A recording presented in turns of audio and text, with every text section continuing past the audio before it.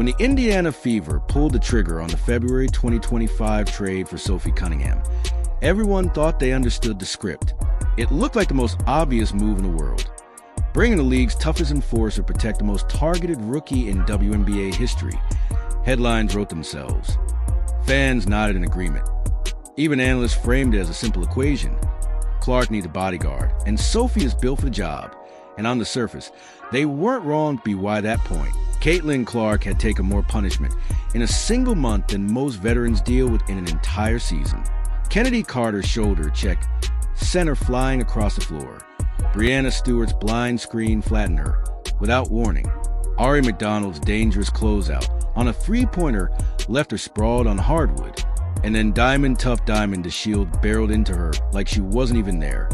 The clips went viral for all the wrong reasons. Fans demanded answers. The Fever sent the league office video after video. Nothing changed. The whistle stayed silent, so when the Fever acquired Sophie Cunningham, a player known for her fire, her physicality, and her refusal to back down from anyone, the world thought Indiana had finally found their answer.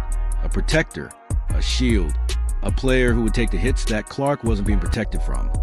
But while everyone else viewed the trade as a reaction to months of chaos, the truth was far deeper. This wasn't panic. This wasn't desperation. This wasn't the front office scrambling to keep Clark on her feet. Sophie didn't stumble into the role of protector. She didn't accept it reluctantly. She pursued it. Because long before the world connected their names, Sophie Cunningham was already fighting for the chance to stand beside Caitlin Clark. But to understand why, you have to understand who she really is.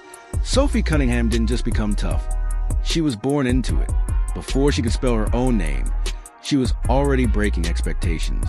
At just 6 years old, while most kids were still tripping over untied shoelaces, Sophie earned a black belt in Taekwondo. Her parents joked that it was just for fun, but the truth was obvious. She wore that belt like armor. Even then, she moved through the world with a confidence that didn't ask for permission. At BY High School, she was doing things girls weren't supposed to do. When the football team lost its kicker to an ACL tear, Sophie didn't hesitate. She stepped onto the field, strapped on a helmet, and went 2 for 4 on field goal attempts like it was nothing. Her entire childhood was one long pattern of challenging norms, ignoring limits, and refusing to shrink herself to fit anyone's comfort zone. Even in kindergarten, parents complained she was too rough, too physical, and too intense for a simple game of soccer, but Sophie never apologized for wanting to win. Not then, not ever at Team Missouri. That intensity didn't fade. It exploded. She didn't just play, she dominated. She became the program's all-time leading scorer, piling up stat lines that barely looked real. 17 points per game, hundreds of rebounds, dozens of threes, 4 straight NCAA tournament appearances, national recognition. And yet, with every accomplishment, people tried to tear her down. They called her dirty, petty, and aggressive, as if caring too much was a crime. But while the labels piled up, Sophie didn't flinch. She didn't soften her game or her personality. She leaned into it. Because conflict didn't scare her. Comfort did. Her identity wasn't shaped by applause. It was forged in fire. And that edge is what carried her to Phoenix. When Sophie Cunningham arrived in Phoenix as a second-round pick, nothing was promised. Second-rounders don't get security. They don't get guaranteed minutes. Sometimes, they don't even make the final roster. And Sophie knew it. She walked into camp surrounded by veterans, hungry rookies, and a front office expecting her to fight for every breath of opportunity. And for a moment, it looked like she might not make it. The Mercury were deep with experience, loaded with talent. But then injuries opened a small crack in the rotation, just enough space for someone fearless to wedge herself in. Sophie did exactly that. Coach Sandy Brondello praised her nonstop. The energy, the effort, the constant movement, and the way she defended like every possession was life or death. But effort alone couldn't shield her from a roller coaster of a young career. Her shot came and went. Her confidence swung. She had nights where everything clicked and nights where everything fell apart. Still, she kept pushing, and then came the breakthrough moments, the ones that separated her from every other role player fighting to survive in the league. A 36-point explosion against Minnesota, where she drilled 7 threes and recorded 5 steals like she was trying to set the floor on fire. Those clutch playoff performances where she hit ice-cold daggers, swung momentum, and injected life into Mercury when they looked done. The hustle plays that never made highlight reels but changed entire games. And through it all, she was learning from the ultimate competitor. Diana Taurasi, DT, taught her the psychological side of the league, how to stay ready, how to live with pressure, and how to weaponize toughness. Phoenix didn't just make Sophie stronger. Phoenix made her smarter. But Phoenix was only the training ground for the moment the world would never forget. June 17th, 2025, a regular season matchup between the Connecticut Sun and the Indiana Fever was supposed to be routine. Another night of Caitlin Clark carrying the Fever's offense while Sophie Cunningham handled the dirty work in the background. But all it took was one moment to ignite the biggest wildfire of the WNBA season. Midway through a heated possession, JCS Sheldon reached in and poked Clark square in the eye. It wasn't subtle. It wasn't accidental. Clark recoiled, stunned, and for a split second the arena fell silent. Then something inside Sophie Cunningham snapped like a wire pulled too tight. She didn't hesitate. She didn't think. She launched herself into the space between Clark and the Sun players with the kind of fury only years of pent-up battles can create. Within seconds, she was the faces of the entire Connecticut bench, jawing, pointing, daring anyone to take one more step toward her teammate. The Fever bench erupted. The Sun bench erupted. The refs lost control. Cameras zoomed in as players from both sides spilled onto court, coaches shouting and staff restraining bodies flying every direction. IT was chaos, raw, unscripted, unforgettable. The kind of moment that defines an entire season. And the internet lived for it. Within hours, the clip had millions of views. Sophie's follower count didn't just rise, it exploded, jumping from around 300,000 to over 1.4 million in days. Her jersey? Gone. Sold out nationwide. Sports networks looped the moment nonstop, and fans argued for days over what they had just witnessed. That night, the world gave her a new title. Not guard, not a shooter, not a role player. She was Clark's protector, the enforcer, the one player you did not mess with. But going viral was nothing compared to who she chose to confront next. The enforcer label was one thing, but nobody, not even Sophie's biggest fans, expected what came after. Protecting Clark on the court was bold, but Sophie Cunningham took her fight straight to the top of the WNBA, and she did it in a way no player had ever dared. IT started with a simple Instagram post, a direct swipe at Commissioner Kathy Engelbert. But this wasn't shade or a vague complaint. Sophie called her the most delusional leader in professional sports.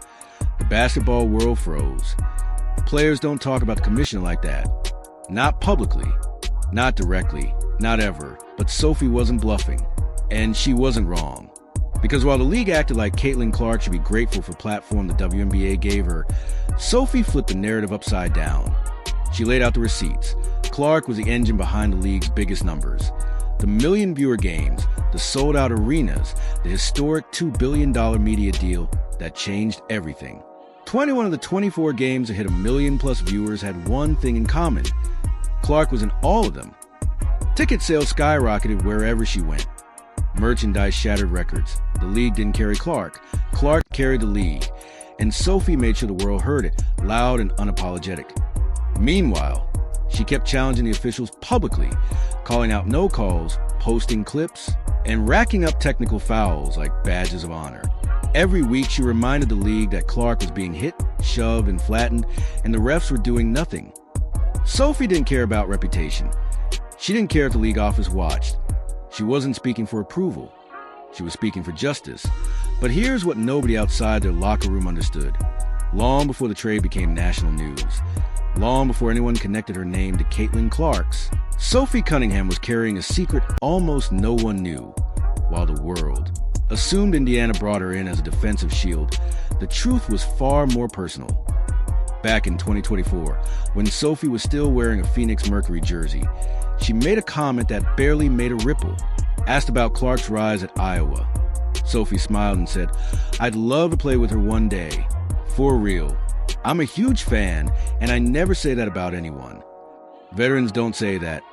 Not about college players. Not publicly, not honestly, but Sophie did, and she meant it. She followed Clark's Iowa games religiously, not as a casual observer, but as a student. She studied Clark's range, her handle, her vision, and her ability to flip momentum with a single shot. Sophie didn't just admire the superstar. She recognized a generational force before the rest of the world caught up. So when Indiana came calling in 2025, Sophie didn't accept a role. She didn't reluctantly agree to become an enforcer. She pursued it. Even though she loved Phoenix, even though she had history, comfort, and a contract extension waiting. Leaving a franchise you love is rare. Doing it to protect a rookie you've never played with, almost unheard of. But Sophie didn't see Clark as a rookie. She saw her as someone worth standing beside. And once they finally became teammates, something even more surprising happened. When Cunningham arrived in Indiana, people expected a business arrangement. A veteran brought in to guard the franchise starred, and one predicted how quickly that professional partnership would turn into something deeper, something real, something that didn't need cameras to confirm. Their bond showed in the smallest, funniest places. The prom golf event. Clark teased Sophie on Instagram for misspelling for as fur. Instead of getting defensive, Sophie laughed at herself and called herself a dumbass and no scripts. No PR polish. Just two people being human. Cameras caught them joking between holes, trash-talking swings, and walking side by side like teammates who had known each other for years instead of months. The chemistry wasn't staged, it was effortless. Behind the scenes, it only grew. They texted constantly. They hung out off the court. They celebrated wins, joked about mistakes, and learned each other's rhythms. Through all the chaos, the physical hits, the media storms, the league politics, Sophie became the one person Clark could actually relax around.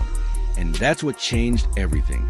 Sophie wasn't stepping in because a coach told her to. She wasn't embracing the enforcer role for strategy or optics.